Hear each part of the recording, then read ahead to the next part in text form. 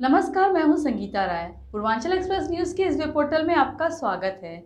आइए देखते हैं हमारे संवाददाता राम सकल यादव की यह विशेष रिपोर्ट।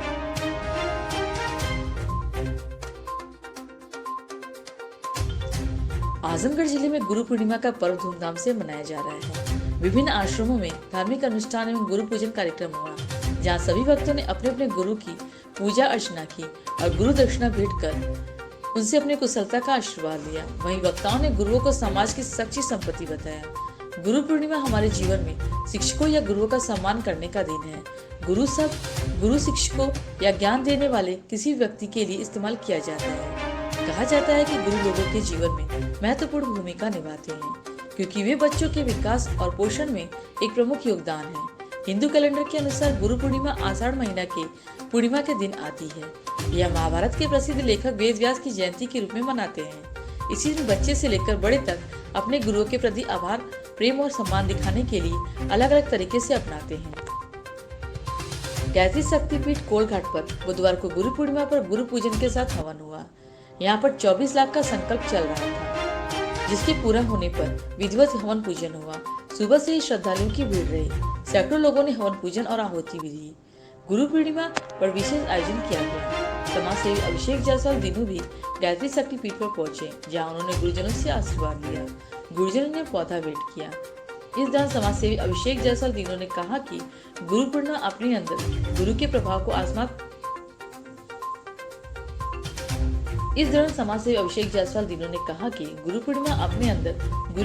को आस्वाद करने के लिए भाव उत्पन्न करने का दिन है।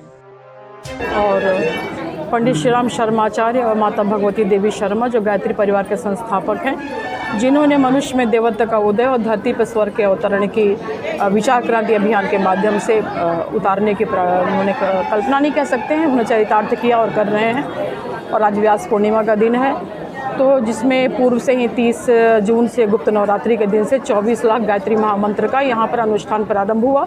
उद्देश्य था सर्वे भवन्तु सुखिनः का सूक्ष्म जगत का परिशोधन होता चले और नवयुग का वातावरण बनता चले। परम पूज्य गुरुदेव ने अनेकों ग्रंथ लिखे। अखंड ज्योति की पहली उसमें पंक्ति उन्होंने लिखा कि संदेश नहीं मैं स्वर्गलोक का लाई, इस भूतल को ही स्वर्ग बनाने आई। यानी अपना सुधार संसार की सबसे बड़ी सेवा है। जानते हैं मनुष्य के विचार बदलते हैं तो देव बन जाता है, मनुष्य के विचार कलुषित होते हैं तो दानव की श्रेणी में आ जाता है वो।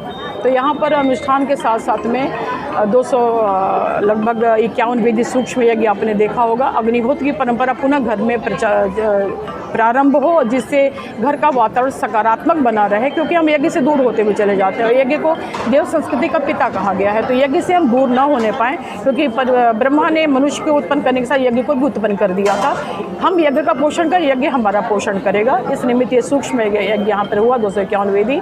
और पौधों का वितरण हुआ। हम प्रकृति के करीब रहें, प्रकृति के हम कर्जदार न रहें, जितना हम उससे लेते हैं उससे कई गुना ज़्यादा हम देने की भावना रखें। तो यही सब सारे कार्यक्रम में अभी बच्चों को पुरस्कार भी दिया जाएगा। प्रतिभाशाली बच्चे जो हमारे नवयुग के आधार है, नवयुग की पीढ़ी है, उनके लिए कुछ उत्साहवर्धन के लिए पुरस्कारों की व्यवस्था की। आज इस गुरु पूर्णिमा के शुभ अवसर पर सभी लोगों को गुरु पूर्णिमा की हार्दिक शुभकामनाएं। और यह आशा करता हूँ कि इस धरती पर जन्म के समय से जो हमारी प्रथम गुरु हमारी माँ होती है, उनके चरणों में सर्वप्रथम सशत नमन।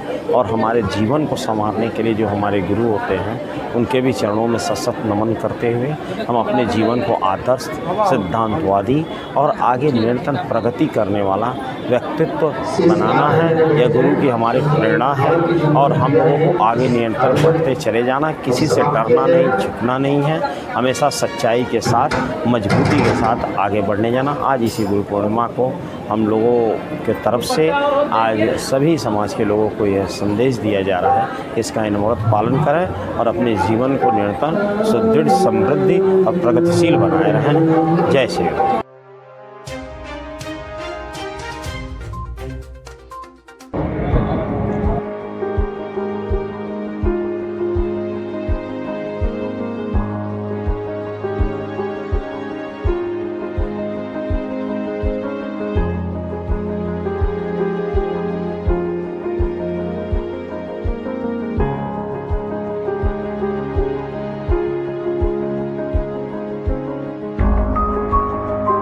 अगर आपको हमारी खबर पसंद आई हो तो हमारे चैनल को लाइक, सब्सक्राइब और शेयर जरूर करिए।